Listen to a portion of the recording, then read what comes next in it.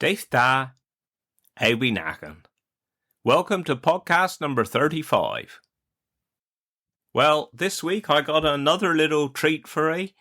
Following on from our little chat with Mooner a few weeks ago, today we got another of my old mates. We're going to talk about old times, and that's my old friend Ter Rowe.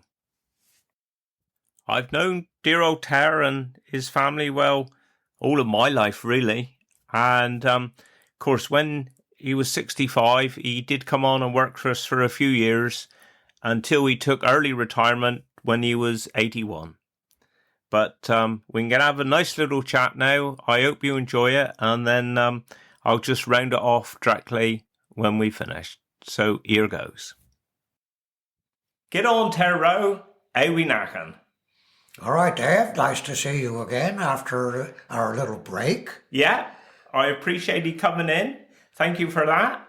We're going to talk about old times and everything. And twinto, I was talking to your beloved the other day that I found out you was actually born up St. QI way. Is that right? That is correct.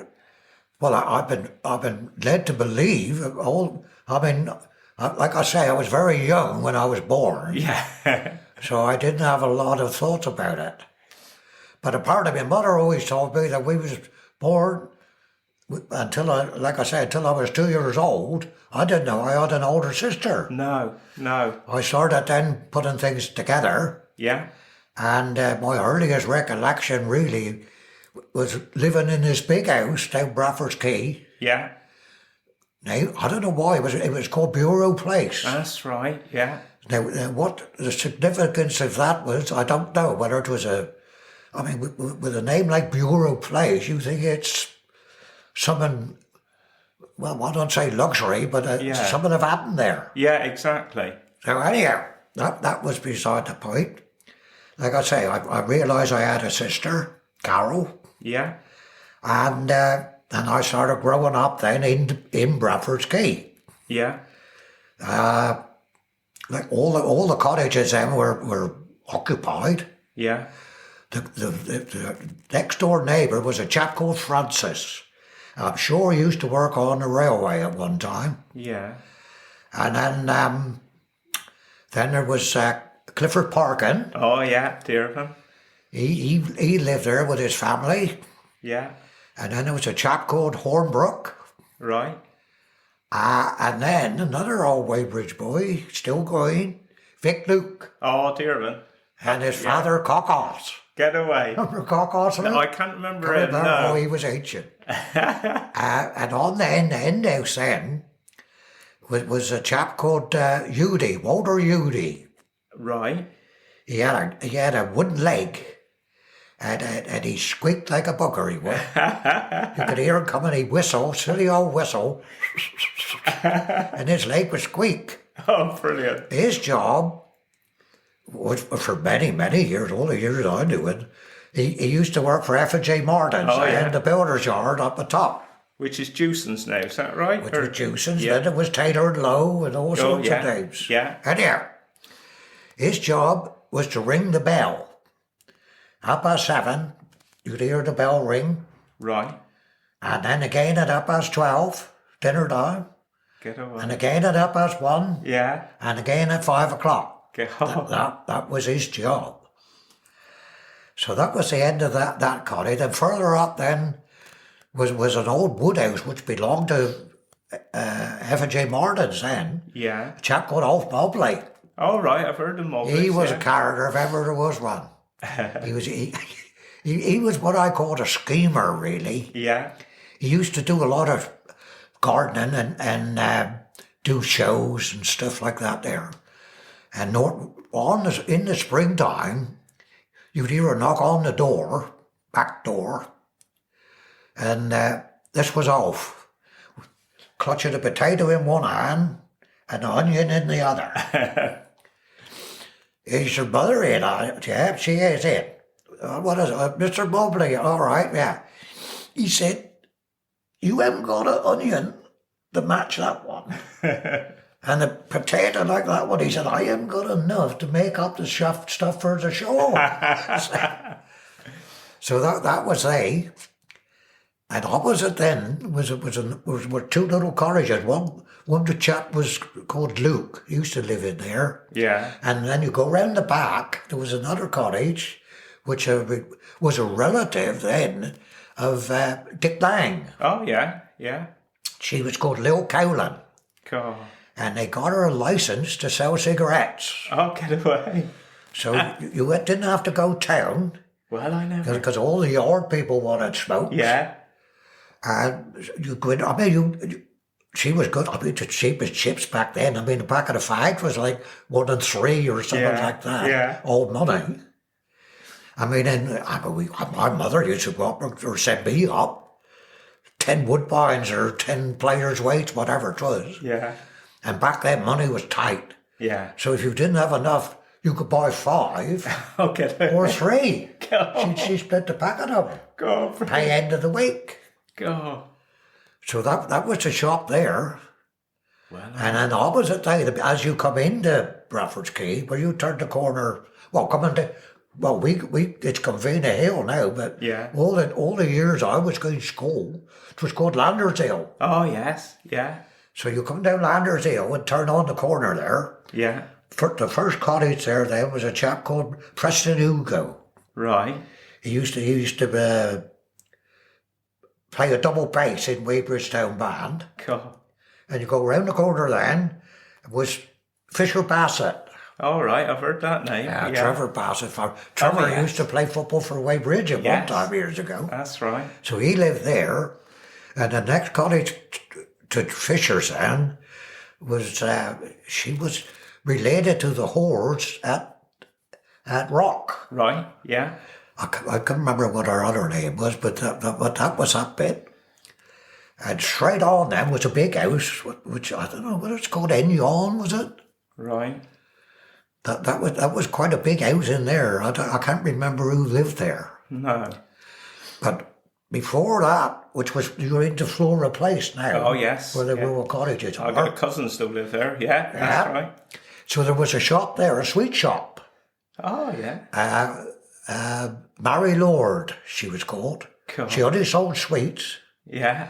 Because next door to her then, you had the cottages, and then Derry's Garage. Yes, yeah. Well, the foreman in there then was a chap called John Solly. Oh, dear old John. Remember John? Yes, I do, yeah. Right. Well, he married Mary Lord. Yeah, because his brother was Alf, wasn't it? That's right. Yeah. Because he moved up, eventually lived up to go away anyhow. That's right. And in the cottages then, Mrs. Tatlow was in there for a little while. Yeah. There was a plumbers. There was a plumber there. Cool. And one of the Sims brothers lived in there. Yes. I don't know, Yeah. Twin Tony. Right, yeah. And another old character, Darrell Maneer. Oh, yes. He lived in there. Yeah. I mean, it was a big family. Yeah. All poked in. It was only like 2 up, 2 down. Yeah. Which was normal back then, Well, wasn't that's it? right. Yeah. So, that was that part of it. And your father, was he in the Navy? Yes, he was, because I didn't know much about my father Right. until I was about 5-year-old, something like that. Yeah. The first time I'd seen my father, because he was apparently, his ship he was on, I can't remember what it was now, too long ago, but his ship was due into Milford Haven Right. for a refit. Right. So my mother then, in her wisdom, decided she wanted to go up Oh. to see it, Yeah. which fair enough. So apparently she put us on the train, 3 of us, me, my sister, and my mother, Yeah. on the train to Milford Haven. Crumbs. So, I mean, well, what a trip that must have Yeah, been. exactly. So anyway, eventually we got there. We stayed in some little old cottage with this dear old soul she was. Whether she was, well, as far as I'm concerned, she was on her own. Yeah. Her father was in the docks. He did take me down aboard the ship once. Oh. And that's the first place I ever tasted brown sugar. Oh, get away. Yeah, this little old place. God. And that's the first time I went to a cinema. Yeah. Well, it wasn't a cinema as such. It was a big Nissan nut. Yeah. which they kept from during the war. Yeah. And the first film I saw was Snow White and the Seven Dwarfs. Oh, really? Yeah. Well, I never. So that's my memories of Wilford Avon. Because father was known as Sailor Rowe. Sailor, that was his nickname, and it stuck with him forever. Because I remember we was up St. Breoch and we saw Mrs. Roberts and her two boys. Yes. And she said to you, God, it's Sailor Rowe's little boy. That's right. And you was about 75 then. Yeah, beauty, yeah. Oh. So what, was Hawkins down Bradford's Quay then? God, or no? yes. J.A. Hawkins and Son. Yeah. Coal merchants, corn merchants. Yeah. Big business. Yeah. Yeah. He, the lower half was all barns. He had a little office right on the corner there, lovely little office. Yeah. And then next to him then, Edison Irons moved in there. Right. Yeah. But going back to Johnny Hawken, he was a gent. Yeah. And his son Dennis. Yeah. Because yeah. he was into cars and That's rallies right. and stuff like that, Yeah, wasn't that's right. Right, I did. I'll never forget, I was getting on a bit then. I must have been 13, 14, something like that. Mother was hanging out the washing in the front garden then. See, when we moved there, which was beginning of the war, it was a beautiful house. Yeah. The house had a spiral staircase. Get away. Still in there now, all wrought iron. And it was surrounded, the garden and the big gate was all wrought iron work. Yeah. And of course, during the war years, they was cutting down all the ironwork for war effort. Yeah. So they cut all the railings off. Oh. And the gate. Just left the stubs. Yeah. Anyhow, we was in the garden, me and Mother chatting. And Johnny Hawken, the old man, Mr. Hawken, was then going down to open up his office. So he said, "Good morning, Mrs. Rowe." "Oh, good morning, Mr. Hawken." "Yes." He said, "What a lovely day it is." "Yes, it is, Mr. Hawken, yes." And he stopped. I could see it now looking around. He said, "You know, Mrs. Rowe," he said, "it's worth a lot of money to live in Bradford's Quay." Right. "Oh, why is that, Mr. Hawken?" He said, "Well, you look around." He said, "They all got chimneys, all the chimneys are smoking, and they don't buy any coal." He said, "They all got chickens and keep pigs, never buy any corn." Love it. Yeah, that was Bradford's Quay. Oh, brilliant. And on where Johnny Hawkins' office was, right behind it was a allotment. Oh, yeah. As it closed in slabs that high. Yeah. Eddie Pinch used to have a allotment in there. And of course it's all gone now. But if you go down that way any time and look in where the allotments were, you'll see studs. Right. Marking the boundary. Oh, right. Because it belonged to Edison Irons. Yeah. But the studs are still there. Still there. Where it used to be. Where it be? Well, I never. And he had an old character work for him. I never do. He always brought the name of Charlie. Right. I don't know whether he was a down and out or what, but anyhow, he worked for Johnny Hawken for years and years and years. Cool. Super old fella. They bought him a chicken house. Right. To convert so he could live in there. Oh, God. He had a little camp bed and private stove. Yeah. And he's ancient.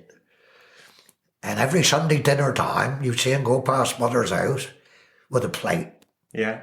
Going up to Lil Cowlands. All right. And she cooked dinner for him. Oh, get away. I mean, it's as good as gold, really. Yeah. Nice little community there. Yeah, really. it was and busy. Yeah. I mean, like I say, you had F&J's. All their lorries was up and down. Yeah. And Edison Irons then. Yeah. Many boats, son, or no? Well, Oswald Martin then, old Oswald, he had a double garage, which on the end of Jewson's yard, really. Yeah. Which he used to make boats. Oh, yeah. Not big boats. No. But, you know, like single boat where you put a little canopy on the front, stuff like that. Yeah, I get it. He had a little boat yard in there. And in the back of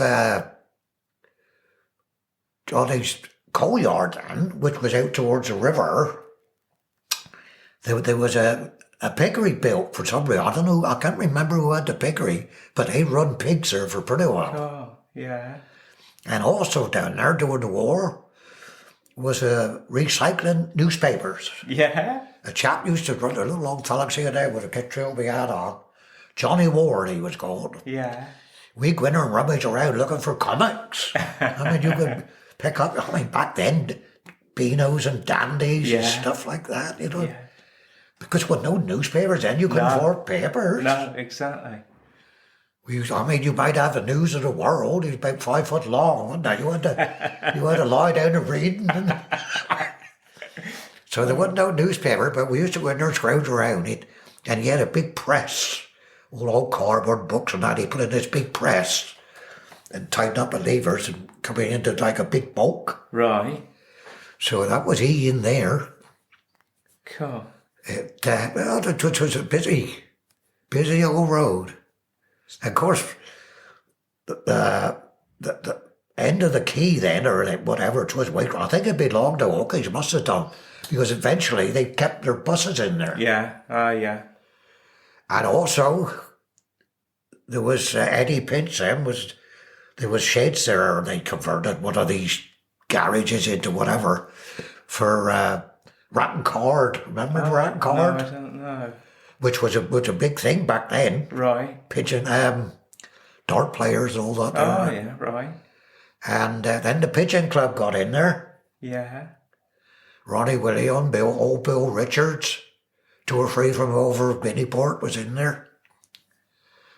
And I had an old van then, and Bill Richards there, and he used to work over station, young Bill we called him. Yeah.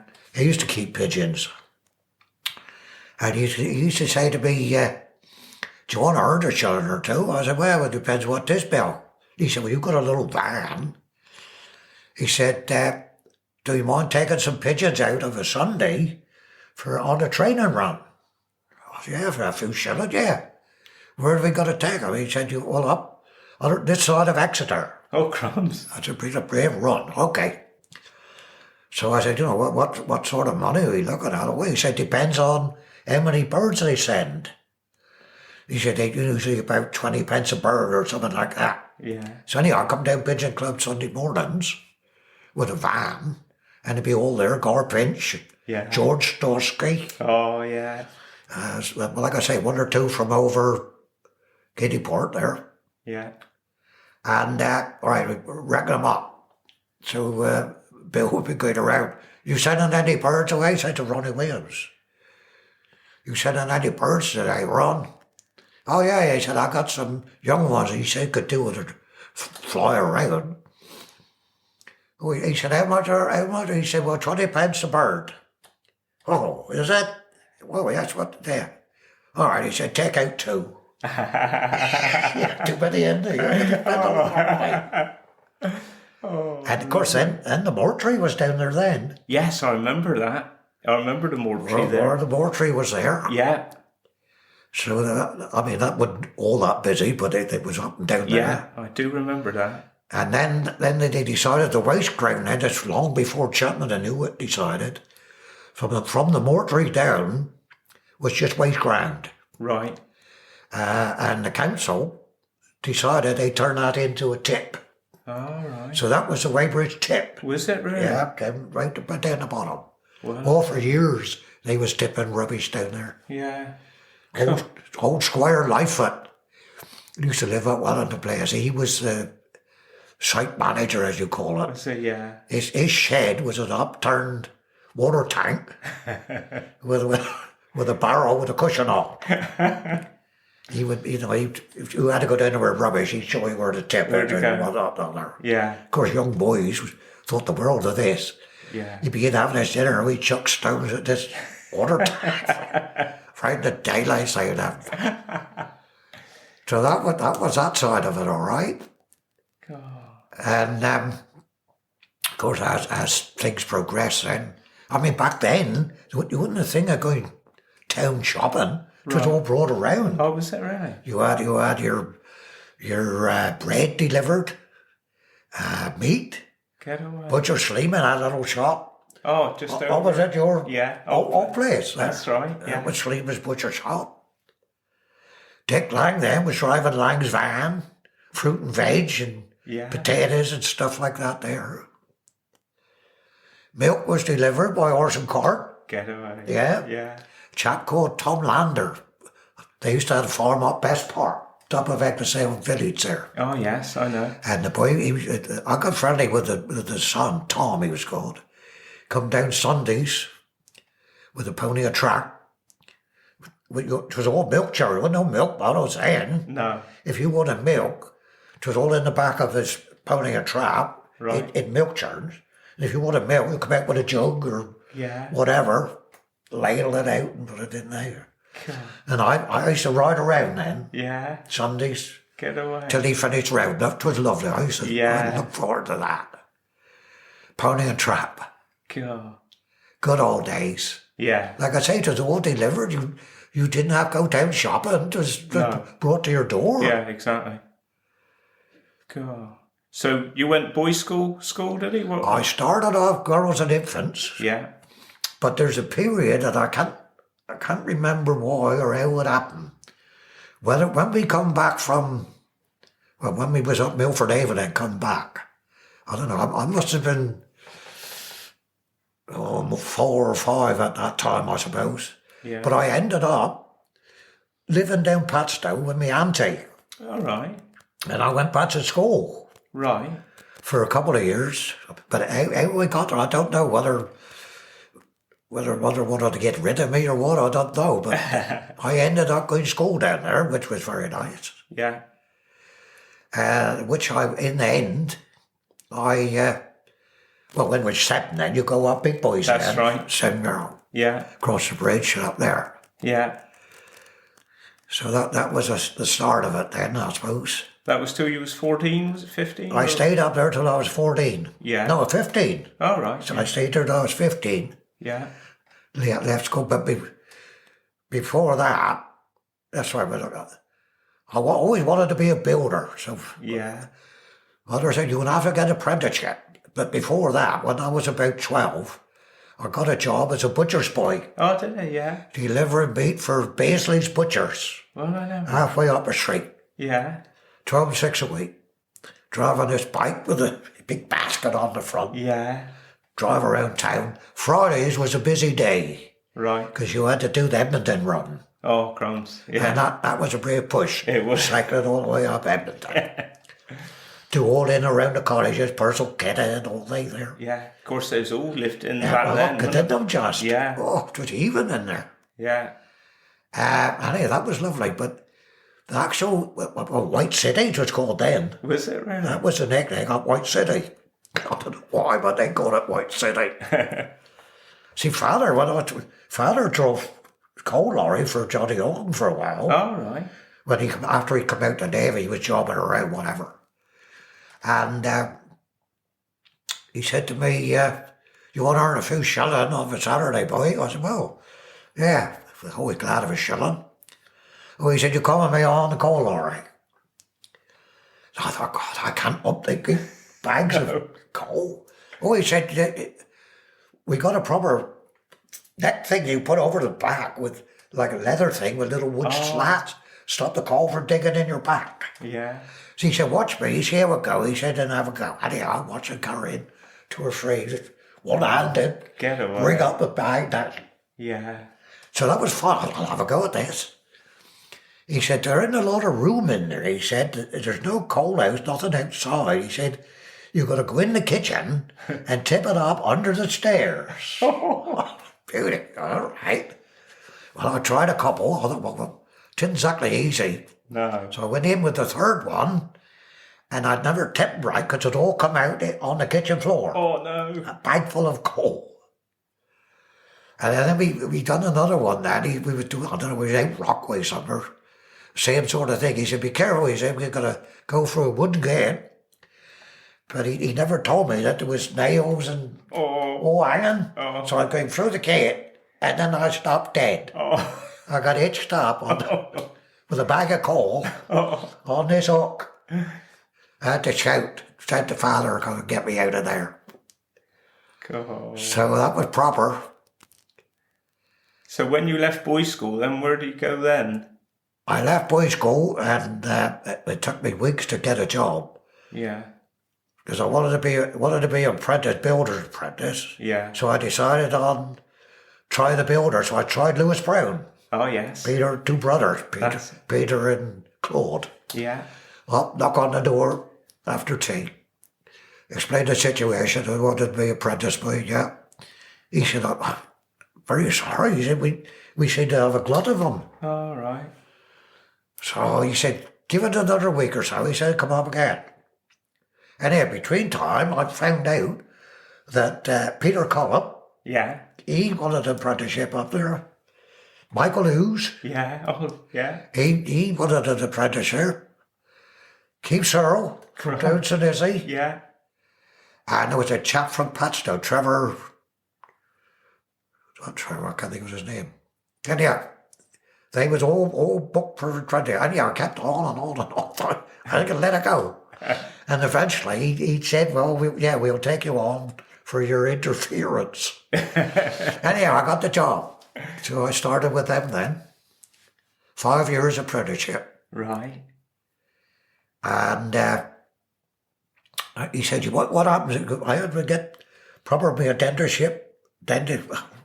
indentures. Yeah. I had to get all that signed and witnesses and all the procedure. Yeah, eventually he said, at the end of 5 years, he said, you could go on an improver's wage. Right. To make sure that you're doing the job right. So they put me with a chap called Alf Boylan. Oh, yeah. Jim Boylan's father. Yeah. He was my teacher then, put it that way. And first job I had to do was down Dinham. Dinham, top of, you go round Gut Corner and turn in left there. Yeah. Right down by the river. Yeah. Oh, handsome. Yeah. Anyhow, that was fine. That was my first job. I branched out after that. But when I finished my trade, he called me up. He said, Terry, you've now completed your apprenticeship. Yeah. He said, because they give us tools to start with. Right. He said, I ain't going to ask you for your tools back. He said, you've had them 5 years. There can't be much left. I said, right, fair enough. But he said, I've had a word with my brother, and he said, we both agreed that we no need to put you as an improver. We think you've made the grade. Oh, fair day. Which was fine. Yeah. That was lovely. So, but then, look, previous to that, where did I get to? We'd done the Bradford's Key bit. Yeah. Now I'm up now in the Warriors now. Yeah. 19, I don't know what it was, 19 something. When the Yanks come over. Right. We had to live in, Weybridge was living. Was it really? Yeah, absolutely living. So what they done, before the Secretary Modern was built up there, that was all fields. Yeah. And they took over the whole section with Nissanuts. That was their camp. Right. Oh, it was like a city. It was on us, all Nissanuts. And then Bradford's Quay then, down to Trevillin. Yeah. You used to be able to drive down Bradford's Quay, cross the river down the bottom, over to Penelligan's farm. Get away. Yeah, and end up at Eve. Yeah, God. But over the years, the tide coming through, it was tidal, washed the little bridge they had there, wash it away. Cool. But when the Yanks got there, they built a pontoon bridge. Did they? Yeah, across the river. So they were driving down Bradford's Quay and they turned Trevillin Quarry full of tents. Get away. They had that was another lot. So they had all Bradford's Quay or Trevillin and Secretary Modern. Yeah, like I say, loads of them. Oh, God. There are Yanks everywhere, but good as gold. I mean, we lived Bradford's Quay. We only had to go across the Squatter's Field up there to the big house because they took over Gavina. Did they? Yeah. Yanks were everywhere. But plenty of sweets got out the window, be chucking sweets. It was lovely. Yeah. No sweat, plenty of sweets. God. And when they left, well, the stuff that they dumped, lorry loads of stuff, was trapping down to the tip. That was there then. I mean, they had 5-gallon tins of peaches, plum, what you name it, they had it. Just dumped. Cool. Didn't want it. And the amount of people was following the trucks down. And filling up with their van or whatever they could salvage. Oh, it was out of interest, it really was. Well, I know. So that was the Yanks. But I've never had no trouble with them. They seem to be all right, you know. So, have you got any other memories about the war years then? Oh, yes. See, where we lived in Brothers Gate was a massive great house, huge great house. And there always seemed to be plenty of room in there. But back then, during the war years, they had what they call the Women's Land Army. Oh, right, Which used to go around and recruit young girls to work on the land for the farmers. And there was a load that used to live out on the Palmora Road, just past Coronation Park, before you got to the foundry out there then. Was a place up on the right-hand side called the Crag. Oh, the Crag, that's right. Now, these land girls started their whatever in there. All right. So, I don't know what happened, but for some reason, 2 of them, whether they couldn't accommodate all the girls or what, 2 of them was looking for a job, looking for somewhere to stay. Right. So, I don't know, somebody must have put mother's name forward. But anyhow, these 2 girls come down, or young women. Anyhow, the top bottom of it was, they stayed with us. Ah, right. One was called Sis, and one was called Mary. Lovely girls they were. Well, they were lovely girls, I say that in a nice way, because they weren't very nice back then. Fridays was bath night. Right. So, I mean, there was no bathrooms or such then. No. I mean, we never even had electric light. No. When I moved Brothers Gate, it was all gas. Ghetto. Gas light. Cool. Anyhow, Mother would light up the Odie and Martin stove. Coal. That's all we had for eating and cooking. Anyhow, Friday night, bath night, Mary and Sis would get us in front of the fire. We had a fire guard like 6 foot high with a brass thing around the top. Mother would boil the copper in the back kitchen. Get the water hot, bring the bath in, and me and my sister Mary would bath us in front of the fire with this water from the copper. And my God, when she ordered it, I tell you. But as years went on, war ended, whatever, and they must have got friendly with my uncles. Right. Because they married one each. One married Gordon. And the other married Bill. God. Wow. So, but that was part of it. So we always had somebody there, but that was war years. So when you was a bit older, then you did your national service? When I finished my apprenticeship,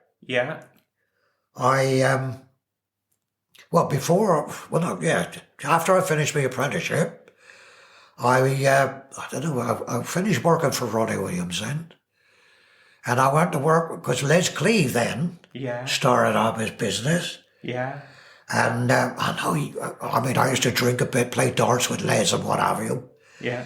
And I met him in the pub one night. He said, "You still working for Ronnie Williams?" I said, "Oh yeah, no problem." He said, "You don't fancy a job, do you?" I said, "I got a job." He said, "You come and work for me." I said, "I don't really want to bother with it, Les. I know I'm quite happy where I'm to." He said, "I'll give you threepence an hour more." I mean, change your job for threepence an hour. I mean, that's how bad things was. I said, "Well, all right." I said, "I'll give you a week or two, see how it goes." which I did. I stayed with Les for quite a while. Yeah. And I done a big job down Padstow, done a lot of work down Padstow for Les. The Harbour Commission or whatever it was, Padstow Council, wanted to make a memorial to one of their Sons of Cornwall or whatever he called. Fuller he was called. All right, yeah. And he said, we've got to be a big stonework frontage, yeah, incorporated a big headstone in the middle of it all. And he said, we've heard you got a decent stonemason. So anyhow, I got the job. I had to do it. Yeah. I was there on my own most of the time. Never hardly see. One of them would drop me off in the morning to pick me up again evening. Yeah. Anyhow, finished the job, looked very nice. I enjoyed doing it. Yeah. So Les come down there one day. He said, next week, he said, we're having a big opening ceremony.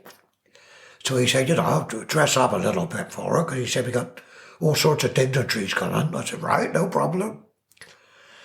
So anyhow, in the morning of the day this crowd was coming, Les come down with this big sign for the L.J. Cleveland son. He said, can you put that up somewhere here? I said, what for? Well, he said, let them know, everybody, that who done it. I said, you didn't do nothing towards it. I said, you got the wrong name on there. I done straight. Oh, he said, what do you mean you got a wrong name? I said, you haven't been here. I said, I done all the work and you got your name on it. So I went home thinking about it a day or two. I thought, now this isn't right somewhere. I thought, now if I can do a job for him, yeah, there's no reason why I can't do a job for myself. Yeah, exactly. So I set up on my own after that. Well, I never. Yeah. How old was he then? Oh, I must have been in the 30s, I suppose, then, perhaps. Yeah.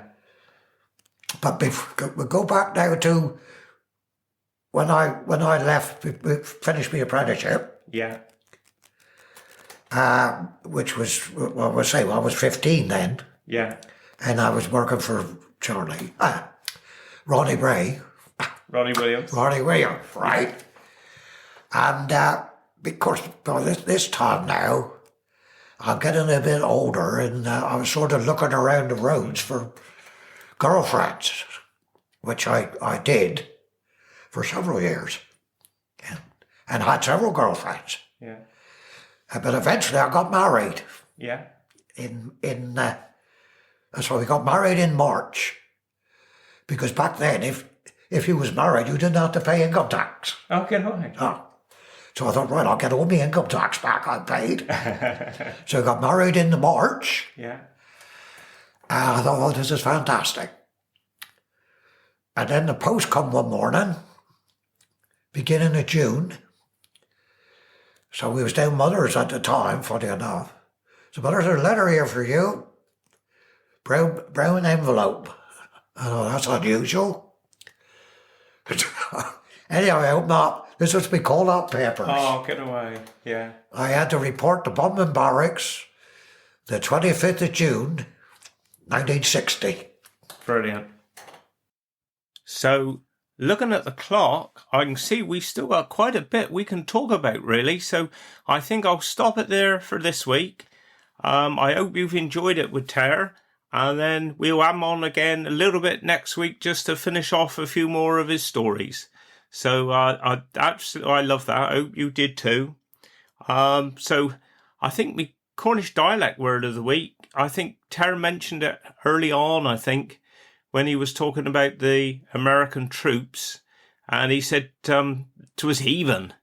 And that's if, like, you packed out for loads of people around in a room or whatever, you say, "God, 'tis even."